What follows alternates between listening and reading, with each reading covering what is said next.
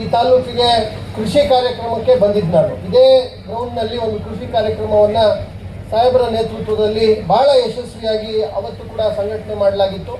ಆ ಕಾರ್ಯಕ್ರಮಕ್ಕೆ ಬಂದಂಥ ಸಂದರ್ಭ ಕೂಡ ಅವರ ಅಪೇಕ್ಷೆ ಒಂದೇ ಇತ್ತು, ಕಂದಾಯ ಇಲಾಖೆಯಲ್ಲಿ ಎಲ್ಲ ಸೇವೆಗಳು ಕೂಡ ಪಾರದರ್ಶಕವಾಗಿ ರೈತರಿಗೆ ಸಿಗುವಂಥ ಒಂದು ಕೆಲಸಗಳು ಆಗಬೇಕು ಅಂತಕ್ಕಂಥದ್ದು ಅವರ ಅಪೇಕ್ಷೆ ಇತ್ತು.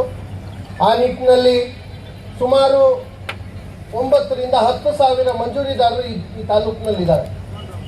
ಅದರಲ್ಲಿ ಅವರೆಲ್ಲರಿಗೂ ಕೂಡ ಮಂಜೂರಾತಿ ಆದಮೇಲೆ ಅವರ ಜಮೀನಿಗೆ ಒಂದು ಸ್ಪಷ್ಟತೆ, ಅವರ ಹಕ್ಕುಗಳಿಗೆ ಒಂದು ಭದ್ರತೆ ಬರಬೇಕು ಅಂದರೆ ಅವೆಲ್ಲವೂ ಕೂಡ ಪೋಡಿ ಆಗಬೇಕು.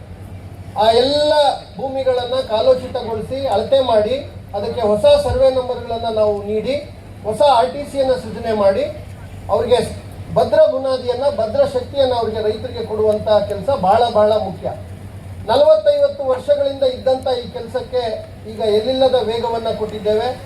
ಈಗಾಗಲೇ ಅದಕ್ಕೆ ಸಂಬಂಧಪಟ್ಟಂತೆ ಸುಮಾರು 30,000 ಮರಣ ಹೊಂದಿದವರಿಗೆ ಪೌತಿಕಾತೆ ಆಂದೋಲನ ಮಾಡ್ತಾ ಇದ್ದೇವೆ. ಗೌರಿಬಿದನೂರಿನಲ್ಲಿ ಸುಮಾರು 9,300 ಪ್ರಕರಣಗಳನ್ನು ಈಗಾಗಲೇ ಪೌತಿಕಾತೆ ಮಾಡಿದ್ವಿ. ಇನ್ನು 6 ತಿಂಗಳಲ್ಲಿ ಎಲ್ಲ ಪೌತಿಕಾತೆ ಪ್ರಕರಣಗಳು, ಕೆಲವು ಮನೆಗಳಲ್ಲಿ ಸಮಸ್ಯೆ ಮಾಡಿಕೊಂಡು ಗಲಾಟೆ ಮಾಡಿಕೊಂಡು ನ್ಯಾಯಾಲಯಕ್ಕೆ ಹೋಗಿರೋಂಥ ಪ್ರಕರಣಗಳ ಬಿಟ್ಟರೆ, ಅಣ್ಣ ತಮ್ಮಗಳಲ್ಲಿ ಜಗಳಗಳಿರ್ತದೆ, ಹಕ್ಕುಗಳಿಗೆ ಸಮಸ್ಯೆಗಳಿರ್ತದೆ, ಇಂಥ ಪ್ರಕರಣಗಳನ್ನು ಹೊರತುಪಡಿಸಿ ಉಳಿದ ಎಲ್ಲ ಪ್ರಕರಣಗಳು ಸುಮಾರು 25,000 ಕನಿಷ್ಠ ಪ್ರಕರಣಗಳು ಆಗಬೇಕು ಅನ್ನೋ ಸೂಚನೆಯನ್ನು ಪ್ರತಿ ವಿಲೇಜ್ ಅಕೌಂಟೆಂಟ್ಸ್ ವಾರು, ವಿಲೇಜ್ ಅಡ್ಮಿನಿಸ್ಟ್ರೇಟಿವ್ ಆಫೀಸ್ ವಾರು ನಾವು ಮೇಲುಸ್ತುವಾರಿ ಮಾಡ್ತಾ ಇದ್ದೇವೆ. ಎಲ್ಲರಿಗೂ ಗುರಿ ಕೊಡಲಾಗಿದೆ. ಖುದ್ದು ಸ್ವಯಂ ಅವರೇ ಮನೆಗಳಿಗೆ ಹೋಗಿ ಆ ಕೆಲಸವನ್ನು ಮಾಡ್ತಾ ಇದ್ದಾರೆ.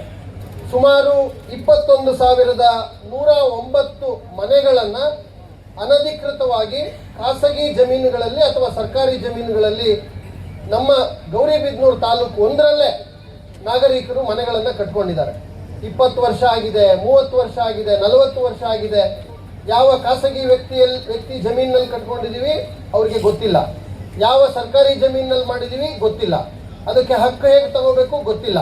ಸೊ ಈ ಎಲ್ಲ ಒತ್ತುವರಿಗಳಿಗೆ, ಈ ಎಲ್ಲ ಮನೆಗಳಿಗೆ, ಬಡವರು ಇರ್ತಕ್ಕಂಥ ಮನೆಗಳಿಗೆ ಮಾನ್ಯ ಶಾಸಕರ ಅಪೇಕ್ಷೆ, ಅವರು ಡೇ 1 ಬಂದಾಗ ಫಸ್ಟ್ ವರ್ಡ್ ಹೇಳಿದ್ದು ಅದೇನೆ, ಸರ್ ಕಂದಾಯ ಗ್ರಾಮ ಏನೇನು ಇದರಲ್ಲಿ ನಿಮ್ಮ ಕಂದಾಯ ಇಲಾಖೆನಲ್ಲಿದೆ ಆ ಎಲ್ಲವಕ್ಕೂ ವೇಗ ಕೊಡಬೇಕು.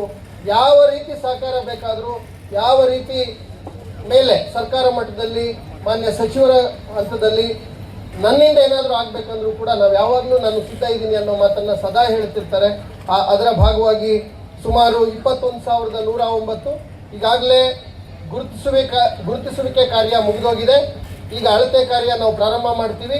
ಈ 21,000 ಮನೆಗಳು ಅವು ಎಲ್ಲೆಲ್ಲಿದ್ದಾವೆ, ಹೇಗಿದ್ದಾವೆ, ಅವ್ರಿಗೆ ಹಿತ್ತಲು ಮತ್ತು ಮುಂದೆ ಅಂಗಳ ಎರಡನ್ನೂ ಸೇರಿ ಸುಮಾರು 4,000 ಚದರ ಅಡಿ ಒಂದು ಮನೆಗೆ ಅವರ ಬಳಕೆಯನ್ನು ಆಧರಿಸಿ ಕೊಡಲಿಕ್ಕೆ ಅವಕಾಶ ಇದೆ. ಅದು ಖಾಸಗಿ ವ್ಯಕ್ತಿಗಳ ಜಮೀನಾಗಿದ್ದರೆ ಸರ್ಕಾರ ಆ ಜಮೀನನ್ನು ತಗೊಳ್ಳುತ್ತೆ. ಭೂ ಸುಧಾರಣಾ ಕಾಯ್ದೆ ಅಡಿನಲ್ಲಿ 100 ಪಟ್ಟು ಕಂದಾಯ ಅಂದರೆ ಒಂದು 2,000 ರಿಂದ 3,000 ರೂಪಾಯಿ ಒಂದು ಎಕರೆಗೆ ಫಿಕ್ಸ್ ಆಗುತ್ತೆ ಭೂ ಸುಧಾರಣಾ ಕಾಯ್ದೆನಲ್ಲಿ.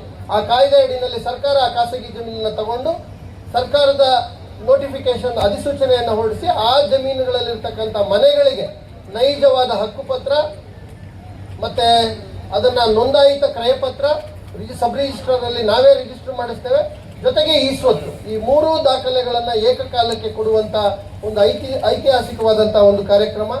ಅದು ಕೂಡ ಈಗಾಗಲೇ ಮೊನ್ನೆ ಸಾಂಕೇತಿಕವಾಗಿ ಒಂದು 600 ಜನರಿಗೆ ಕೊಟ್ಟಿದ್ದೇವೆ. ಈ 21,000ವನ್ನು ಕೂಡ ಮುಂದಿನ 1 ವರ್ಷದೊಳಗಡೆ ಕೊಡಲೇಬೇಕು ಅನ್ನೋ ಸಂಕಲ್ಪ ನಮ್ಮದು. ಈಗಾಗಲೇ ಅಳತೆ ಕಾರ್ಯ ಅದಕ್ಕೆ ಪ್ರಾರಂಭ ಮಾಡಿದ್ದೀವಿ. ಆ ಕೆಲಸ ನಡೀತಾ ಇದೆ.